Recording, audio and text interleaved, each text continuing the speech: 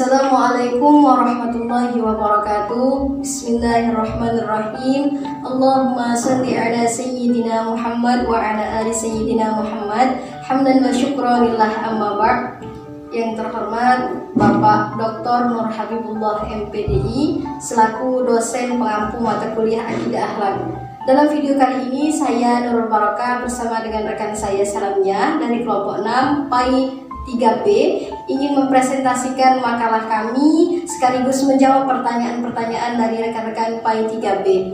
Judul makalah kami tentang adab terhadap alam dan lingkungan hidup. Bagaimana sih adab seorang muslim terhadap alam dan lingkungannya? Adab seorang muslim terhadap alam dan lingkungannya sebagaimana yang dijelaskan dalam Al-Quran surah Ar-Rum ayat 41. A'udzu billahi minasyaitonir rajim. Bismillahirrahmanirrahim. Zaharal fasadu fil barri wal bahri bima kasabat aydin nasi liyudhiqahum ba'dalladzi 'amilu la'allahum yarji'un. Yang artinya telah nampak kerusakan di darat dan di laut karena perbuatan tangan manusia. Allah menghendaki agar mereka merasakan sebagian dari perbuatan mereka agar mereka kembali ke jalan yang benar. Quran surah Ar-Rum ayat 41. Dari ayat di atas Allah Ta'ala menegaskan bahwa kerusakan yang terjadi di bumi banyak disebabkan karena perbuatan tangan manusia. Islam itu dunia wal akhirah, dunia dan akhirat. Jadi bukan hanya terkait akhirat saja, namun Islam juga memberikan petunjuk perihal dunia. Karena itu, menjaga dan merawat lingkungan merupakan bentuk syukur kita terhadap nikmat Allah Subhanahu wa Ta'ala. Dalam memahami hubungan antara manusia dengan makhluk hidup, ada dua pokok penting yang harus kita ketahui. Yang pertama ada istifadah, mengambil manfaat. Yang kedua ada muhaddazah, yaitu menjaga dan melestarikannya. Allah Ta'ala telah menjadikan manusia sebagai pembawa amanah dan wakil Allah dalam menjaga lingkungan dan melestarikan alam. Di dalam keadaan berperang sekalipun, Islam melarang untuk memotong pohon dan merusak tumbuhan. Hal ini menunjukkan bahwa Islam sangat menjunjung tinggi menjaga dan melestarikan lingkungan. Jadi bukan hanya muamalah atau hubungan kita kepada Allah saja yang harus bagus, tetapi juga kepada makhluknya. Karena alam semesta itu semuanya bertasbih kepada Allah Subhanahu wa Ta'ala. Hal ini sebagaimana yang dijelaskan oleh Allah dalam Al-Quran surah An-Nur ayat 41. A'udzu billahi minasyaitonir rajim. Bismillahirrahmanirrahim. Alam tara anna Allah yusabbihu lahu ma fis samawati wal ardi wat tayru saffat kullun qad 'alima salatahu wa tasbihah wallahu 'alimun bima yaf'alun. Yang artinya, tidaklah engkau Muhammad tahu bahwasanya kepada Allah lah bertasbih apa yang ada di langit dan di bumi, dan juga burung yang mengembangkan sayapnya. Masing-masing sungguh telah mengetahui cara berdoa dan bertasbih, dan Allah Maha mengetahui apa yang mereka kerjakan. Al-Quran surah An-Nur ayat 41. Itulah sedikit pemaparan dari materi kami. Selanjutnya saya akan menjawab pertanyaan dari rekan-rekan PAI 3B. Baiklah, pertanyaan pertama, bagaimana perwujudan akhlak terhadap alam? Berikan contohnya. Jadi perwujudan adab atau akhlak seorang muslim terhadap alam dan lingkungan adalah dengan menjaga dan melestarikannya. Contohnya, tidak membuang sampah sembarangan dan menjaga kebersihannya. Karena dalam hadis Nabi, an-nazafatu minal iman, kebersihan adalah sebagian daripada iman. Lanjut ke pertanyaan kedua, apakah bencana alam itu terjadi karena kita salah beradab dengan lingkungan?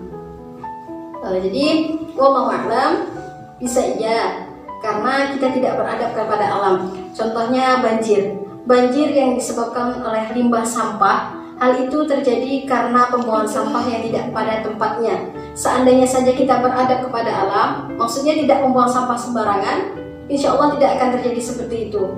Bisa jadi tidak, karena mungkin hal itu sudah qadarullah atau takdir dari Allah, seperti contohnya tsunami, gunung meletus dan lain sebagainya. Jadi jawabannya bisa iya, bisa tidak, wallahu a'lam. Lanjut ke pertanyaan berikutnya. Bagaimana cara kita menyikapi orang-orang yang memanfaatkan alam dengan cara berlebihan? Cara kita menyikapinya, pertama, menasihatinya. Selanjutnya, berikan arahan-arahan kepada mereka tentang bahaya memanfaatkan alam secara berlebihan.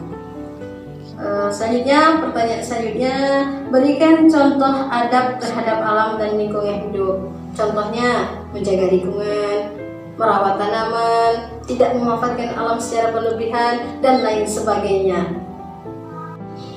Lanjut ke pertanyaan selanjutnya, berikan dalil Al-Quran yang menjelaskan tentang memanfaatkan alam beserta isinya. Salah satunya ada di Al-Quran surah Al-Baqarah ayat 22. A'udzu billahi minasy syaithanir rajim. Bismillahirrahmanirrahim.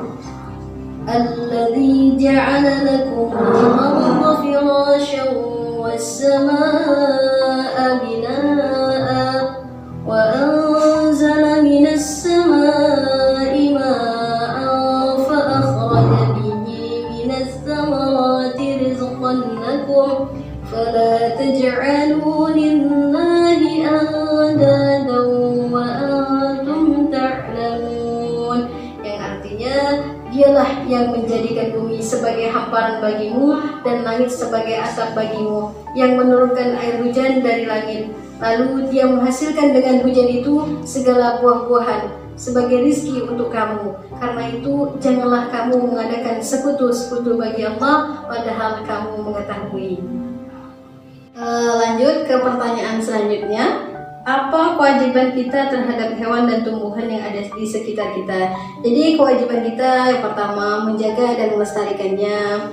Kedua, tidak merusak habitatnya, tidak menyiksanya, menjaga kepunahannya, melestarikannya, memberi makan dan minum dan lain sebagainya.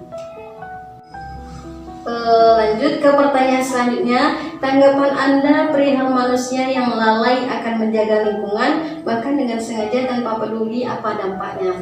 Jadi tanggapan saya mengenai hal tersebut, jadi jika ada manusia yang lalai dalam menjaga lingkungan, ya sudah seharusnya kita menasihatinya.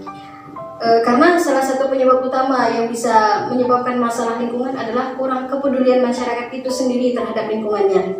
Padahal sudah seharusnya masyarakat menyadari dan peduli terhadap lingkungan di sekitarnya, karena keadaan lingkungan itu juga mempengaruhi kehidupan masyarakat itu sendiri.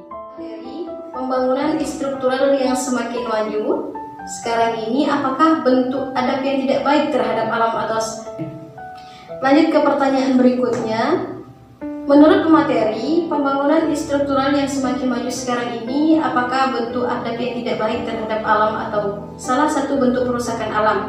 Karena dalam pembangunan yang semakin maju, malah banyak sekali bencana alam yang terjadi seperti banjir dan lain sebagainya.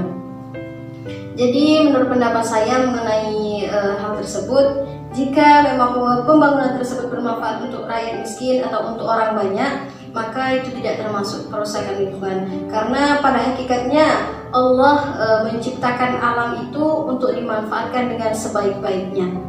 Wallahu a'lam. Lanjut ke pertanyaan selanjutnya. Bagaimana cara Rasulullah mengajarkan kita untuk menjaga alam dan lingkungan? Baik. Jadi di antara cara-cara yang diajarkan Rasulullah SAW untuk menjaga alam dan lingkungannya itu menjaga kelestariannya dan kebersihannya. Imam Muslim meriwayatkan hadis Rasulullah SAW yang berbunyi, semua amalan umatku ditampakkan kepadaku, baik dan buruknya. Aku mendapatkan di antaranya yaitu kebajikan menghilangkan bahaya di jalan dan membuang kotoran di masjid. Hadis riwayat Muslim.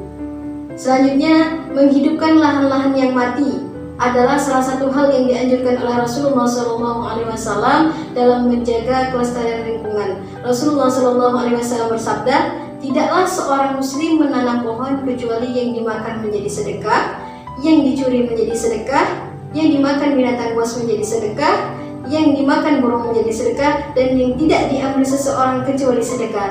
Hadis riwayat Muslim dan Ahmad. Lanjut ke pertanyaan selanjutnya. Manusia adalah makhluk yang hidupnya tergantung kepada alam semesta. Yang ingin saya tanyakan, apakah bisa manusia hidup tanpa alam semesta? Sementara manusia sendiri sering melakukan pemotongan hutan secara liar dan berburu hewan sesuka hati mereka hanya untuk kepentingan pribadi. Jadi jawabannya tidak bisa, karena manusia adalah makhluk ekologi, jadi tidak bisa hidup tanpa alam semesta. Namun memang betul kenyataannya banyak sekarang manusia yang melakukan penambangan pohon secara liar, berburu hewan sesuka hati mereka hanya untuk kepentingan pribadi mereka. Tanggapan saya mengenai hal tersebut, tidak sewajarnya seorang muslim melakukan hal tersebut, karena hal tersebut tidak sesuai dengan perintah Allah yang sudah dijelaskan dalam Al-Quran tentang menjaga dan melestarikan lingkungan. Lanjut ke pertanyaan selanjutnya. Berikan dalil Al-Quran yang menjelaskan tentang memanfaatkan alam beserta isinya. Salah satunya ada di Al-Quran surah Al-Baqarah ayat 22.